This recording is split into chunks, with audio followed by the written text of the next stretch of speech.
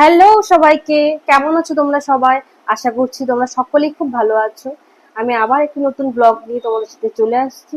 আশা করছি তোমাদের খুব ভালো লাগবে। যদি ভালো লাগে অবশ্যই পাশে থেকে সাবস্ক্রাইব করে দিও। টাটা। সকালবেলা নিচে রুমে আগে চলে এসে বেডটা ক্লিন করে নিচ্ছি। সমস্ত রুমগুলো আগে পরিষ্কার পরিচ্ছন্ন করে ঝেড়ে মুছে তারপরে আমি ডিরেক্ট রান্নায় চলে যাব। তো এখানে দেখতে পাচ্ছ কুচিয়া মাছ হচ্ছে রান্না হচ্ছে। এবার তার জন্য হচ্ছে প্রথমে আমি পেঁয়াজ ভাজা দিলাম, তারপরে মশলা আর যত ড্রাই স্পাইসেস ছিল সেগুলো দিয়ে আমি কুচিয়া মাছটা প্রথমে করে ফেলেছি। কুচিয়া মাছে এটা কষা কষা করে কুচিয়া মাছটা করেছি, দেখতেই পাচ্ছ কালারটা খুব সুন্দর হয়েছে। এরপর হচ্ছে লোটে মাছের ঝুড়ো, ফ্রিজে ছিল অল্প কটা, সেটাই করেছি লোটে মাছ।